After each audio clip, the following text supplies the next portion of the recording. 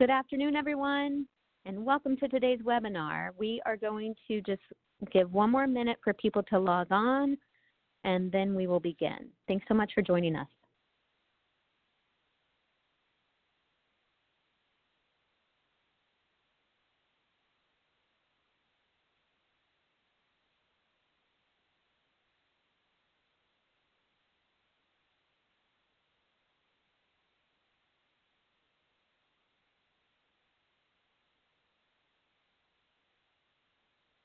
Okay, we're going to get started. Good afternoon again. Hi, and welcome to our webinar, Family-Driven Care Learning Community, Partners in Care. So this is our informational webinar about our upcoming learning community. I am Karadina Sale, and I'm the clinical leader of our Community Technical Assistants of New York State at the McSilver Institute. And I'm joined today with some of my amazing colleagues who will introduce themselves when they speak. But I just wanted to get everyone oriented to the webinar as we get started. Just as a note that you are placed on mute to avoid any background noise, but if you have any technical issues, please chat to our host, Fung, who will be able to assist you. You will have the opportunity to participate with us today using the chat box feature, so we're going to ask you a chat in a few minutes. We'd love for you to chat in. It's on the right-hand side of your screen, and we'll ask you to submit questions as well over there, and we'll capture those questions for the end of the webinar. So let's get started, and I'm going to show you here. We have our agenda. This is our agenda, so welcome. We're going to share the importance of family-driven care, which is probably already knowledge for you, so it's maybe more of a review, but we do want to kind of ground us in the importance of this work. We're going to talk about our family-driven care learning community, so we're going to introduce that, and then all of the components of our learning community, including our core implementation team approach, our organizational self-assessment, which is the real guiding force of all of this work, and then the implementation guide and action plans. And then we will have about 10, maybe 12 minutes for questions at the end. So please feel free to ask any questions that you may have so that we can be sure to attend to any of your concerns or questions, okay? So again, we welcome and extend a warm welcome to all of you who have joined us to really explore the value of family-driven care within your organization's policies and practices. And as we get started, I just wanted to give you a bit of background about where we've been with our work around family-driven care. And I'm so excited for you all to join us about where we're going to go. So we began this work about 3 years ago. You are going to have access. Let me just state that there's a resource team behind all of this work. So this isn't me. I am a part of an amazing team, so I just want to preface that. In this amazing team, about 3 years ago, we started talking about how can we really help families and providers feel more successful in their work. And so we started to think about, can we create a tool that asks questions and engages conversation? What can we do? So we did just that, and then we had a little pilot of focus groups. So we had about 3 or 4 focus groups throughout the state where some really wonderful organizations invited us in, and we had conversations with supervisors, directors, clinicians, as well as family members to get a sense of, is what we created helpful? Is there a need for this? And so these are some of the questions we were asking. And we all collectively, from all of the organizations we were in, heard time and time again that this is really needed work, and we would love to see this move forward. And so one of the things that came out of that first experience of focus groups was, I actually think it was my colleague Ann who said, it sounds like we need to look at organizational practices and policies, because a lot of people are saying this is some of the work that I do, but my colleague may not, or my organization may not. And so how can we support organizations, which then may trickle down to all providers participating in family-driven care practices and policies? And so that's just a little background. We then took that work and we had a virtual pilot with about 5 or 6 organizations who participated with us and really piloting the tools that we created, which is fantastic, and we're so grateful for their work. And through that, we learned that these are really helping providers, really helping family peer advocates, really helping organizations think about family-driven care. And so that leads us to today. So the tools that we're going to be sharing with you, especially our organizational self-assessment, has gone through kind of a semi-rigorous process where we have vetted it for you, and we do think that it can be helpful, and that's why we're going to be focusing on the organizational self-assessment throughout our time together.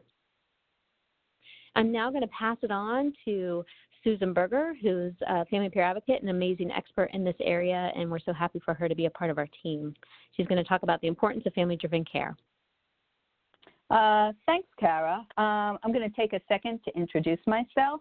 I'm Susan Berger, and I'm the Director of Workforce Development at Families Together in New York State. I have 26 years of experience. I can't believe I'm actually saying 26 years of experience in the field of family peer support, and I feel lucky to have been at the beginning of the journey of family peer support as you know, something that people think about and care about. I'm involved in this important work through a partnership that Families Together has with CTAC, and I'm really happy to be here. So that's kind of my introduction. So the first thing that I want to do is ask you guys to chat in. Just, you know, you can type into your chat box, what does family-driven care mean to you? How do you describe it? How do you define it? You know, what is it that it elicits in you when you hear family-driven care? So we're just going to take a moment to give you guys an opportunity to chat in, and you know, when we get some chats, we'll be able to let you know what people are thinking.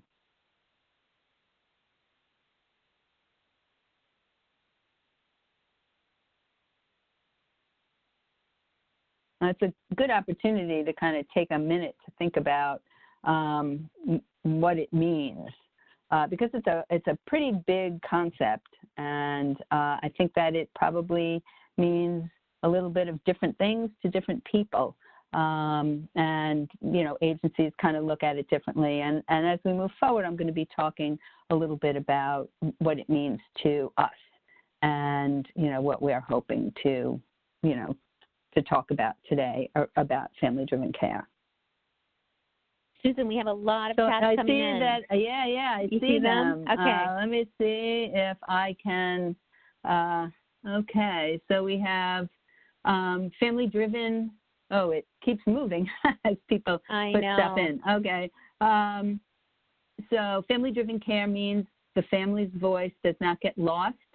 Family-driven care, it means that the family is in charge of their decisions, family voice and choice, and families get the option to advocate and determine what level of care they're looking for. We listen to the family's needs and provide care led by them. Let's see if I can. Family-driven care would be about empowering families to come together to build their future together. Oh, that's lovely. We listen to the family's needs. I read that one already. Let's see. It means the family has a choice in what services and goals they choose for their youth. Family has a voice in planning and makes decisions on the services. The child also gets to speak on their behalf, and that's an important part of family-driven care, when the youth is able to participate in planning for themselves. Providing families the opportunity to speak about their true needs and assisting them to meet those needs rather than making assumptions or telling them what to do.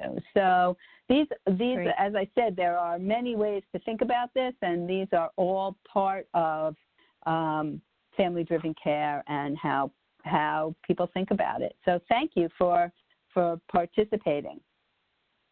So we had a lot of really good definitions of family-driven care that you guys chatted in. This is the definition of family-driven care that is developed from the National Federation of Families for Children's Mental Health. For any of you who have been involved in system of care initiatives, this should look really familiar. Basically, it says that families should be in the driver's seat when it comes to decisions about the care for their family receives, and also at a program and policy level to have a meaningful voice in policy level decisions. So a lot of you talked about family-driven care in terms of the family having kind of control over decisions that they want to make for themselves, but this definition expands it to include having a voice in policy level development, both at the agency and, to kind of extrapolate that out to maybe the state or national level. It's important not only because it's the right thing to do, but you don't really need to think about that any further than what would you want, for your own family. How would you want decisions to be made if it was your family? To think about that this is really at the foundation of trust and engagement. It's also critical because people don't tend to be as invested in working towards goals that they don't set for themselves or that aren't really important to them. Family-driven care improves retention in services, and we find that's true on many different levels. And because of that, it improves outcomes and improves families' experiences of care. Family-driven care is driven by a set of principles that lead to specific practices that support a collaborative partnership between parents, caregivers, and providers to ensure that families have a primary decision-making role. So this is great. The Federation of Families of Children's Mental Health, which happens to be a family-run advocacy organization, also identified guiding principles for family-driven care. All of these principles support the family-driven care definition, and I'm going to just today highlight a few of them. The first one being providers sharing decision-making with families and youth. And I think this part is so important. Parents and caregivers should be empowered to make decisions for their families with providers as a resource and a guide, and an important resource, I think. And this principle was really a deal breaker for me and my family personally. At the time, I think I was looked at as a bit of a control freak, but I needed to be able to make important decisions for my family. But I also needed help, which leads to the next principle I want to highlight, which is providing families with complete and accurate information to be able to make informed decisions and choices. I felt completely overwhelmed and paralyzed by a lack of knowledge, and at some times I was completely overwhelmed by the amount of knowledge or information available.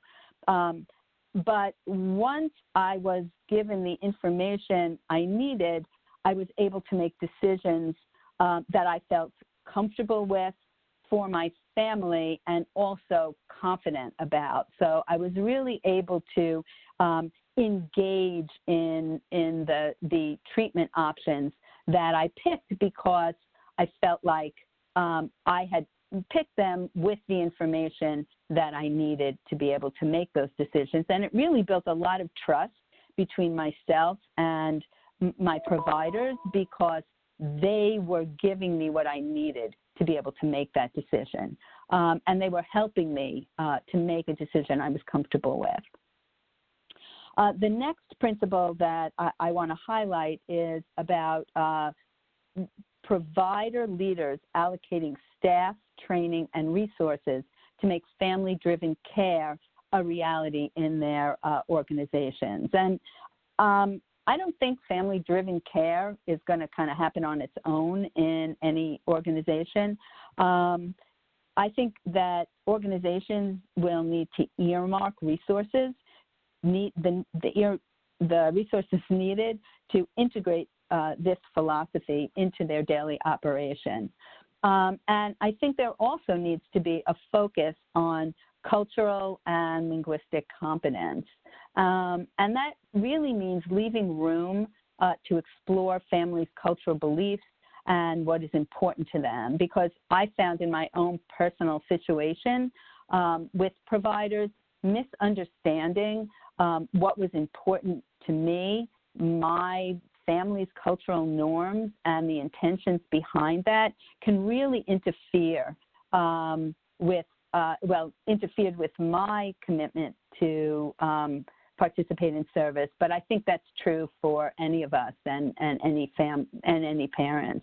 And another piece of that is being able to provide services and written information in a language that is preferred for families. And I know a lot of you are all doing that now, but I think it's important to highlight this particular principle. And everybody will be able to highlight this full list of the family-driven care principles in a few days when the recording of this webinar is released by CTAC. So when asked if they're, family-driven, I think most organizations would probably instinctively say yes, because, they want to be family-driven and truly believe that their practices are family-driven. But when you look at this slide, I think it highlights the fact that family-driven is really more of a continuum, starting with being family-friendly, which is a good first step in the journey towards family-driven care. It really supports creating an environment where families might feel more comfortable walking into an agency or an organization and receiving services. But it doesn't involve families in identifying what some of those changes in the environment might be. So some examples of a family-friendly approach might be a waiting room that has toys for children, changing tables in bathrooms, and practitioners and staff that are really warm and welcoming to families. And the next step is family involvement. So family involvement moves organizations closer to family-driven care. Practitioners might include families as a resource and actively involve them in the treatment of their child. Family members are invited to meetings. Events are planned for families to help keep them engaged, and families may be asked for their input. But being family-friendly or family involved, are, as I said, steps on the road to what we consider authentic family-driven care. So when an organization is truly family-driven, the family is in the driver's seat when it comes to any decisions that are made about them. It also means that family voice, priorities, and preferences are valued throughout the entire organization. And, I talked a little bit about this in the beginning. It's when families are involved in boards of directors, or they're on program committees, and they have kind of voting rights in changes that the organization makes. They might be involved in reviewing outcome data or interviewing prospective staff and perhaps co-leading staff trainings. And these are just a few ideas about what family-driven care might look like. One part of it being how the family is able to have voice and choice in the care for their own child, but then again also in how they're involved in policy and practice development for the organization overall.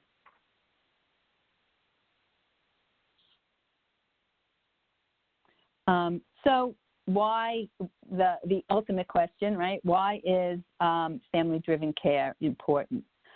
Well, from my perspective, as a parent and a family peer advocate, family-driven care was and I think is key to a child's success in any kind of treatment setting. And I'm going to just give everybody kind of a brief example of an experience that I had in the school district with my child in elementary school. So I knew that every January, kind of in the middle of the month, my son would start to deteriorate. This happened from, the time he was very young, and I knew, from experience that this was going to happen. So every year in December, right before the holiday break, I would set up a meeting with his teacher, and I would say, when he gets back, this is probably going to happen, and this is what you can do to head it off or to deal with it when it does happen. And every year I was reassured that he was fine and that everything was under control, which he was in December. But then after the break and then came January, things would change very quickly in the classroom. So I would inevitably get a call saying, oh my goodness, your son is like really not doing well here. And, then I would, of course, say, oh, okay, well, now, the teacher was ready to listen to what some of my suggestions were. And inevitably, because I had a lot of experience with my child and doing this year after year, those were the things that I knew would help.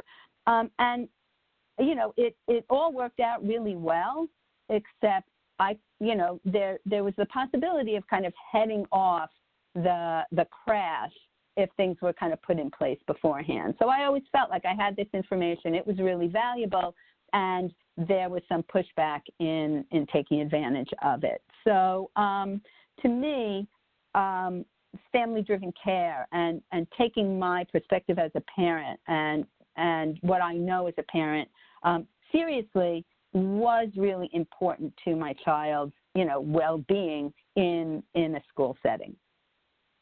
So family-driven care kind of encourages that kind of parent-caregiver participation by valuing what the parent knows and has to say, and by putting them in the driver's seat. So it's empowering for parents, but it also helps in the whole treatment process. When families and caregivers and youth are at the center of decisions made about treatment, it enhances their trust in the practitioner and their engagement in the process. And it also helps to build strong collaborative relationships that can lead to really positive outcomes for the young person and their families. And again, when families are seen as expert members of the team with strengths as well as needs, and are given the opportunity to shape treatment with their ideas, feelings, and assessment of their child's progress, they're more empowered and motivated to support their child in their recovery. Finally, I'm going to leave you with some questions for your agency to think about to help identify where you might fall in the family-driven care continuum and to help in the assessment of how you would benefit from participation in the family-driven care learning community. So how does your organization practice family-driven care? What do you do as an organization that demonstrates a family-driven care approach? And where would you place yourself on the family-driven care continuum? And to think also about how do you know that you're doing it, right? Are there processes in place to measure how family-driven care has impacted the care families receive? For example, are there questions about family-driven care included in satisfaction surveys you send? And are there opportunities for staff to weigh in about family-driven care within your agency? how do you continue to deepen your practice of family-driven care? How embedded are these practices within your organization? Is everyone in the organization, all the staff, aware of the importance of the family-driven care approach? And is everyone expected to adhere to the principles, kind of from the front desk to service providers to the finance office? Do you regularly provide training on practice of family-driven care, or bring in speakers to enhance your staff's understanding? And taking some time to think about what true shared decision-making might look like in your program or organization from intake to discharge. What's your vision for how your organization might operate if all family-driven care principles were operationalized, and what would be different, and to highlight all the things that are really working well and what might stay the same. So that's just a little group of some questions to leave you with, and to introduce the next section, which is the introduction to the family-driven care learning community. I'll pass the ball back to Kara.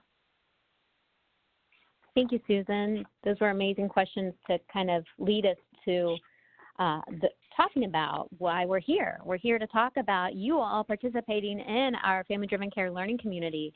And Susan, thank you for sharing your personal examples. I think, it's really helpful for us to be grounded in the reality of this work and how important it is.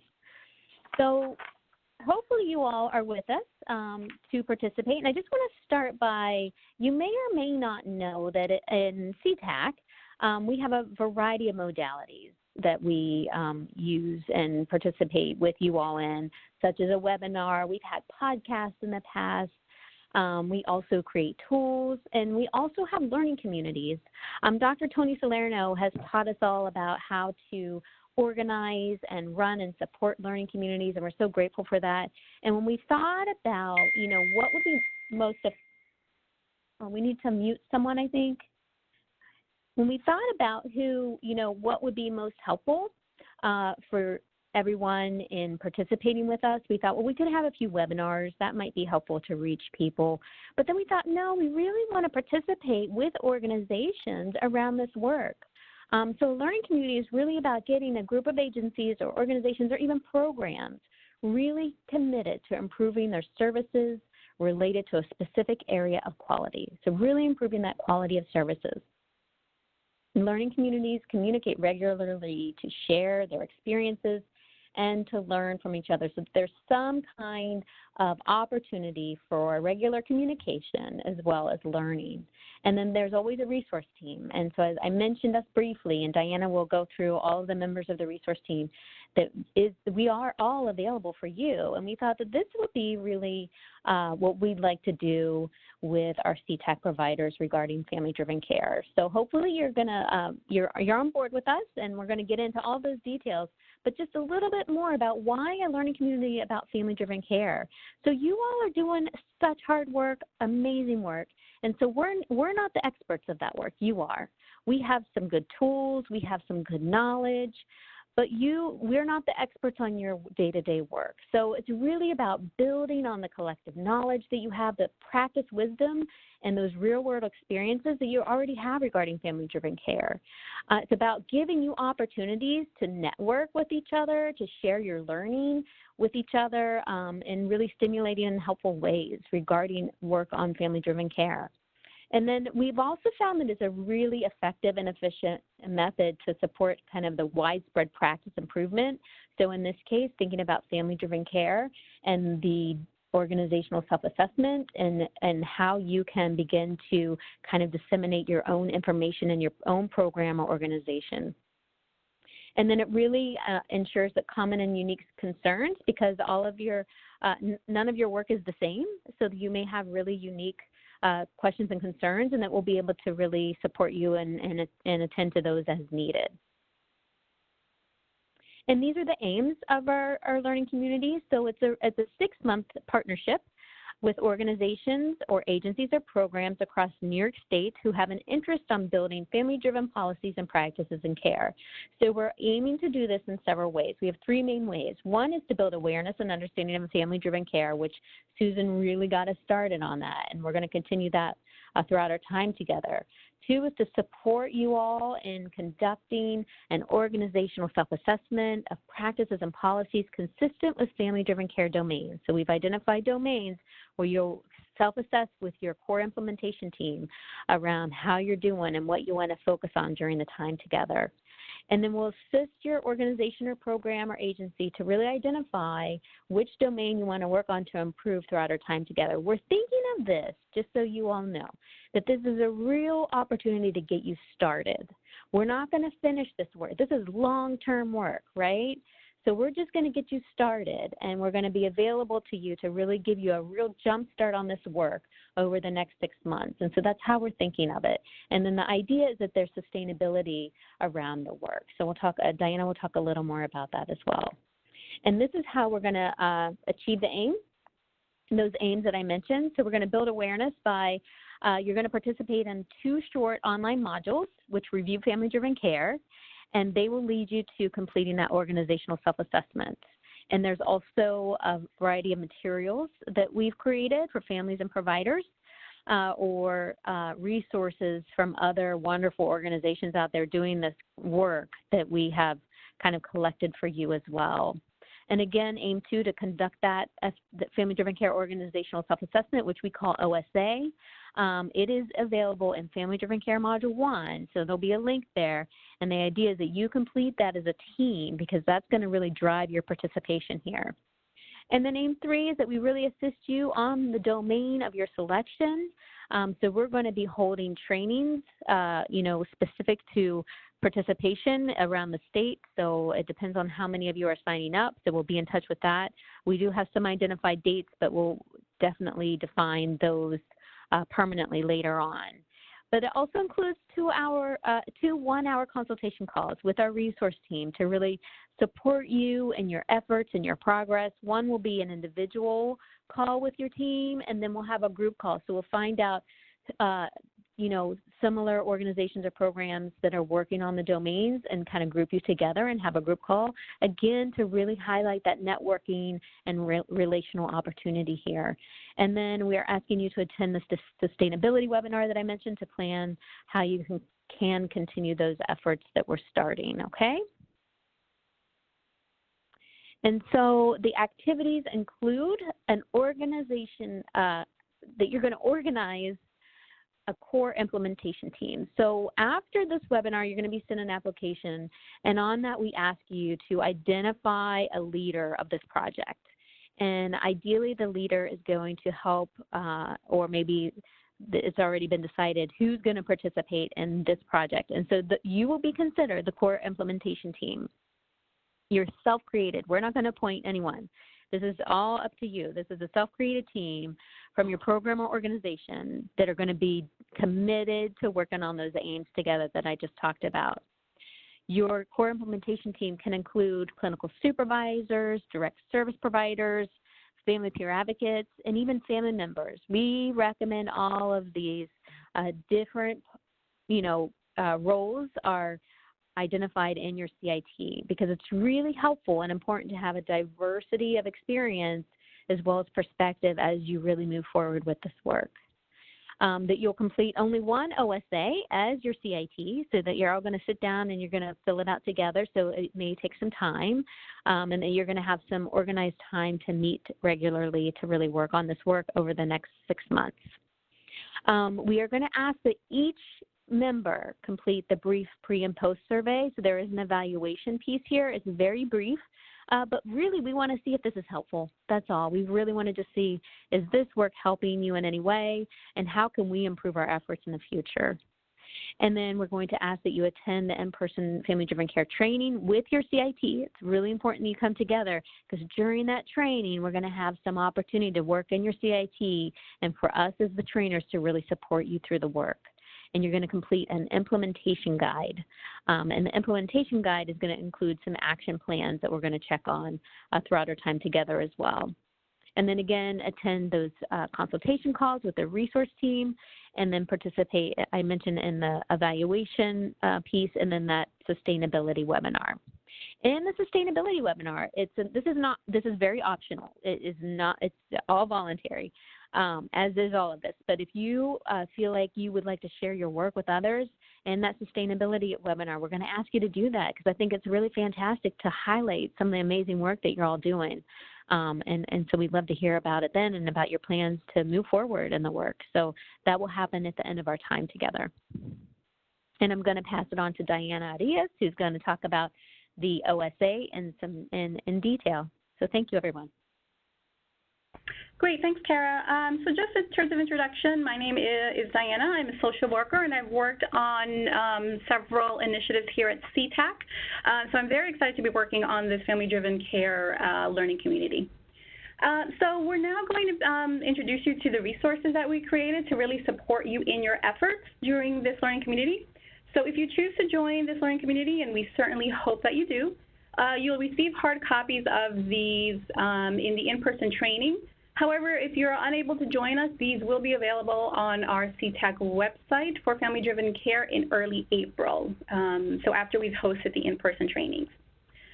So as was mentioned early, one of our aims really is to support you as you work to make your organization more family-driven, right? So because selecting one particular area to focus your efforts on may be daunting, we created the Family-Driven Care Organizational Self-Assessment, also referred to as the OSA, to help you decide which domain you may want to focus on during our time together. So this assessment really includes questions that correspond to 5 domain areas, each representing different aspects of an organization or a program. So the OSA, as I mentioned beforehand, was designed really just to obtain feedback on the extent to which your organization or agency has implemented family-driven care policies, procedures, and practices. The use of this form really involves meeting with your CIT members, as Kara just mentioned, and collectively choosing one of the 3 answer choices. Either we don't do this and we need improvement, we do this but need some improvement, or we do this well. So it's really, again, just important to remember that you're not evaluating your own individual performance, as stated in the title, Organizational Self-Assessment. Rather, what you're doing is evaluating the practice of your organization as a whole. So I know I mentioned that the OSA corresponds to 5 domains, and those are listed here. So in terms of our first domain, it's leadership and governance.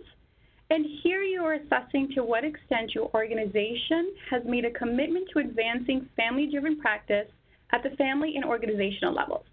So some examples of these can include getting feedback from families as part of your QI and QA, and also having families participate in formal roles, for example, the board of directors. In terms of workforce development and support, you're evaluating to what extent your organization considers family-driven practice to be a core competency for all staff. So examples here would be job descriptions that have clear responsibilities for implementing family-driven care approaches, providing general education and training for all staff, but then also more tailored training to staff in terms of their roles and responsibilities, and then certainly opportunities for continued support. For the service planning domain, you are considering how much your organization supports families to be active and informed partners in planning for their child's care. So examples of this would be ensuring that families understand that all the service options that they have available and what choices they have in the treatment approaches, making sure that they feel seen and heard, as Susan mentioned earlier on in terms of the principles. Under service delivery, you're thinking about the degree your organization's service delivery approach is respectful of and responsive to the needs of individual families. So providers can be asking families for feedback throughout the course of treatment and how services can maybe be improved to better fit their needs. And providers also acknowledging and understanding the cultural practices of families and their internal and external environments and how this can potentially affect their relationship and services. And our final domain, family peer support. As you're answering the questions, you're assessing to what extent your organization has taken steps to promote parent empowerment and that can be through the hiring of family peer advocates and also providing caregivers with opportunities to connect and support with one another. So I certainly understand that and recognize that this is a lot of information right now. In terms of giving you more information, we've created online family-driven modules, which are available to you on our CTAC MIGTAC Self-Learning Center. So the first module is really just a brief overview of family-driven care, along with the descriptions of the 5 domains I just covered. But more importantly, this is where you will actually access the online version of the OSA.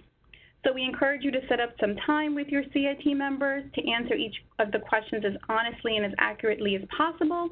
You may need some time to really discuss some of your answers as a team in case there's any differences in opinions, because again, just remember you're not doing it based on your individual performance, but as that is the organization. And if, let's say, there's 3 members on your team, 3 of you might view the organization at different levels. So you might want to just be sure to block off some time to really have a discussion and really come to one consensus in terms of picking one of those 3 answer choices that I previously described. So again, blocking off time to completing it, and after you submit the OSA, you'll receive a score for each of the 5 domains, and that'll let you know how family-driven your organization is within that particular domain. So in terms of the learning community, we certainly recommend that you use one of these scores, the overall OSA, to identify an area for change that you'll be utilizing and focusing on during your time with us in this learning community. Additionally, you'll receive a total OSA score just to get an overall sense of how family-driven your organization currently is. After you get the scores, which pop up on the screen for you, you'll be asked to type in which of the 5 domain areas your CIT will focus on throughout this learning community. And I really do want to emphasize it because it's really important, just so that we can be sure to provide you more relevant information during the in-person training events. So you can select any of the 5 domains, right? Maybe it's a domain with the lowest score, indicating you need improvement in that area, or maybe it's the domain where you all feel that you have an opportunity to really make a more meaningful and impactful change, and just to kind of get you started during the learning community. And the second module available to you really just contains domain-specific resources and strategies that you can use to improve the inclusion of family-driven principles and practices. And you will receive a link to the modules once we receive your application indicating you joining this learning community. So I'm now going to turn it over to one of my other colleagues, Anne.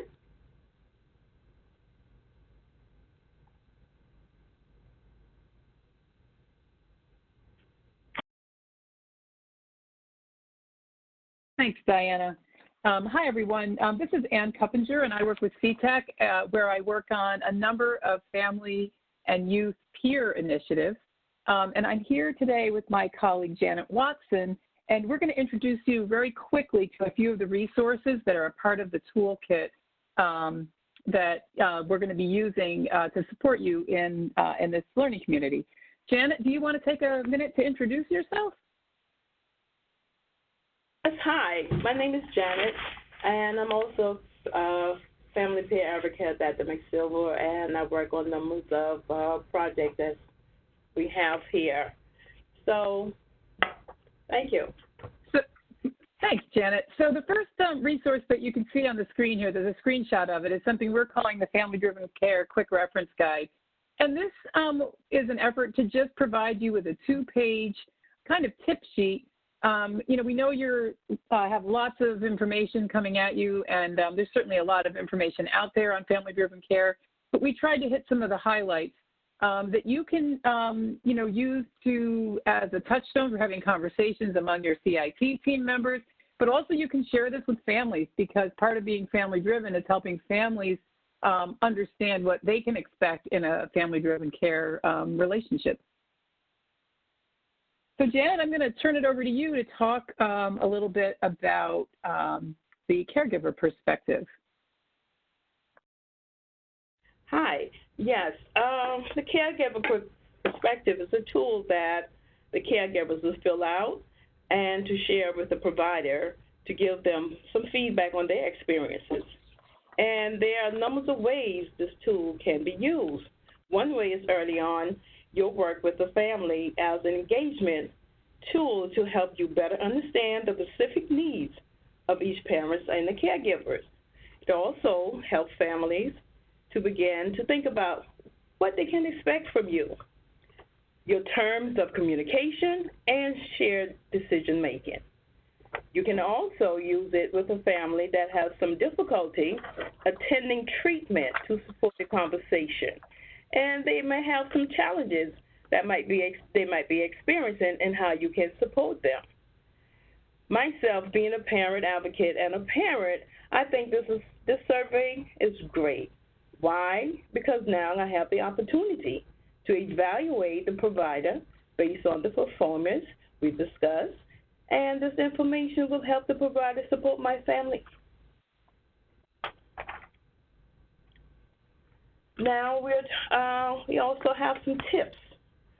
The family-driven care tips for partnering with your child service provider is a guide designed specifically for parents and caregivers to help them understand the role in the family-driven partnerships and how much their active involvement can really help their child with positive outcomes. It's important that parents feel that they can be involved in the services that their child is receiving, because this guide, it can also help them think about the steps they can take in order to make more informed decisions. When you share with your family, in a way, you are inviting them to ask questions, giving them your honest feedback, and participate in a very difficult way that they might have in the past. Being honest with parents, it really helps to make your work much easier. And as a parent, these tips, I would use them as a helpful guideline. When partnering with parents, when partnering with providers, this encourages parents to speak up, don't be afraid, and talk about knowing your rights, because a lot of us don't know our rights. So, and I think the organizations for now having the Bills of Rights, that parents can look through, because they might have some questions about, something that they're uncertain about. So I think the Bill of Rights is a very good, helpful tool. And thank you. Thanks, Janet. I'm going to ask my colleague Fong to make sure that the slides are currently showing the FDC Improvement Planning Guide, because my WebEx is operating on Central Time, I think. So another tool that we have is the Family-Driven Care Improvement Planning Guide. And again, you can see a screenshot here of that. And the goal, this tool is really a framework that you can use as you're thinking about developing a plan to address the domain that you've chosen to work on, or more specifically, a particular set of activities or plans that you want to implement related to that domain.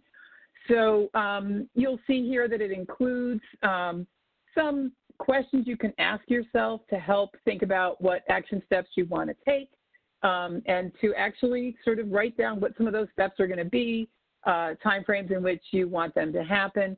And this is something that we'll ask you to share with us, and it can always be revised and updated based on your progress or changes in plans, but it will help us have a shared conversation about your work, what you're working on. And the other resources that I want to let you know about are a couple of things that are related to this work that you can find on our CTAC Self-Learning Center. For some of you, you've been on our Self-Learning Center quite a few times. For others, it may be new. One of the things that we have on there are sets of modules on various topics, and we've recently been adding more resources, so I would really encourage you to go take a look at that. In particular, you might want to take a look at some modules on trauma-informed care. So these modules on trauma-informed care are, the practice of trauma-informed care, while not identical with moving in a family-driven direction, really supports your work in that area. So take a look at those. They can be done on your own time at your own pace. And there are also a set of modules on family engagement. The family engagement modules are kind of in beta, so you'll see that we're still working on them, and we'll ask you for some feedback on them as you use them. but they help you take a look at the way in which you interact with families and whether it's engaging or whether you might want to work in a slightly different way to more completely partner with families. And with that, I'm going to pass it back to Diana. Great, thanks so much for that, Anne. As was mentioned earlier on, I believe by Kara, we do want to be able to support you and assist you in the best ways that we can. And one of the ways that we can do that is by keeping track of a couple of things. So attendance across all the activities that we offer will be kept. So for example, participating in the in-person training and the consultation phone calls. Also the surveys at 2 different time intervals, as was mentioned earlier, once at the very beginning before completing the OSA, and then at the end of the learning community. And lastly, the implementation planning guide. So these will be given to you at the in-person training to really begin thinking about what you will be doing to improve family-driven care at your organization or program based on the domain that you've selected. And again, you can select the domain based on your OSA results. So this is, again, why we really specify and stress that the OSA be completed in advance of the actual in-person training. You will take a form with you, but we will also collect a copy of this training, and we utilize this just to sort of help us guide the consultation phone calls and to support you in your efforts as you move forward. So I just wanted to quickly recap the application process and next steps.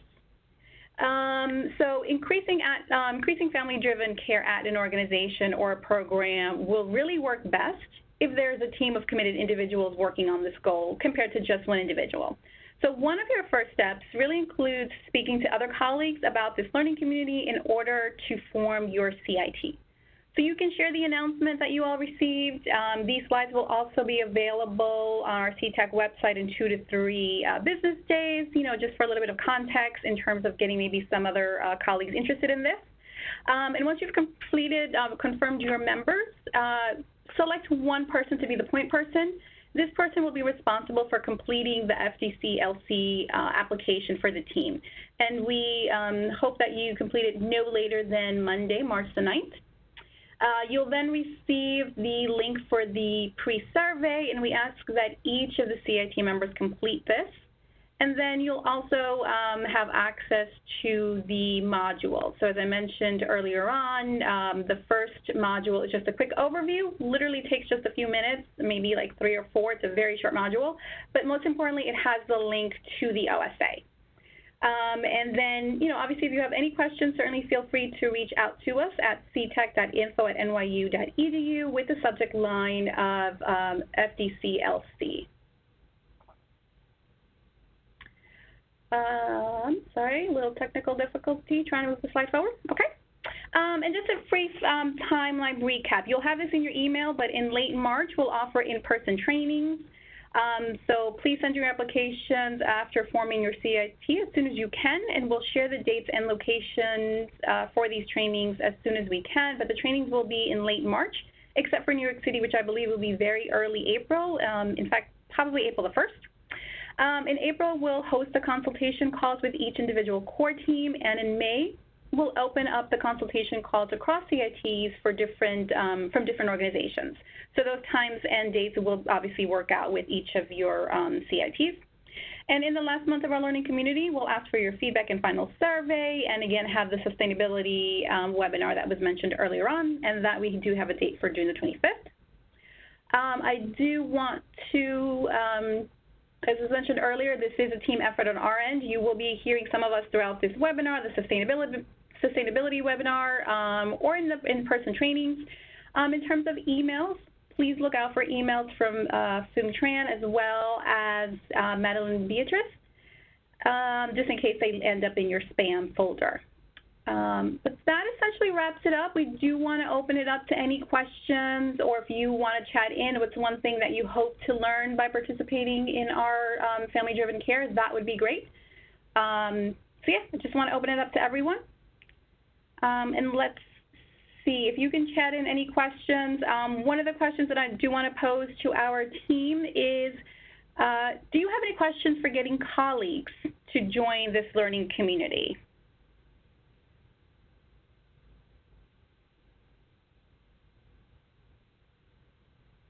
Anne or Susan, do you want to take one of those? Yeah, so this is Anne. I would suggest chocolate. But in addition to that, I think that one of the things you can do is help people understand that what the time commitment is going to be, and that it doesn't have to be a huge project. You can just take a small step in this direction. I think a topic like this makes it feel like you might get overcommitted very quickly. But even if you can just identify one small step you're going to take to become a little bit more family-driven and spell out for people what the time commitment looks like, I think that helps people get over their worries that they're going to get in deep. And also maybe convey to them an understanding that, you know, we're coming at this from a very kind of open perspective. Like, there's no judgment about what people are currently doing, just joining with you on that path.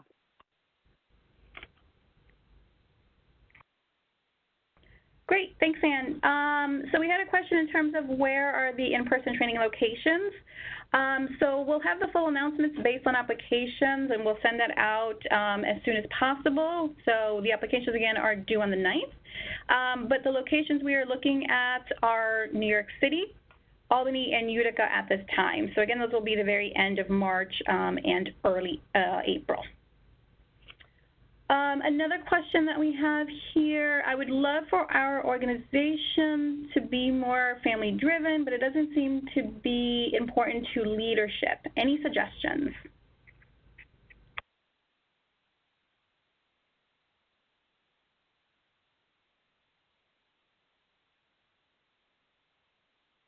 Well, this is Anne again. Oh, go ahead, Susan. You take that one.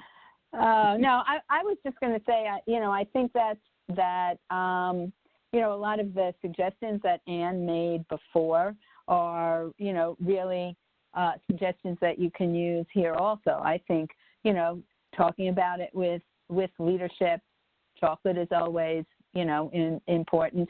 But really to kind of highlight some of the things that we were talking about related to why it's important to think about family-driven care, that it really has an impact on the families, how they view the care that they're getting and how engaged they are in working as in a partnership with the treatment people. So, you know, I think thinking about it from the perspective of approaching leadership with the value for parents that are in the program and youth that are in the program, I think is a good first approach. And Anne, if you have something, you know, additional things to add to that.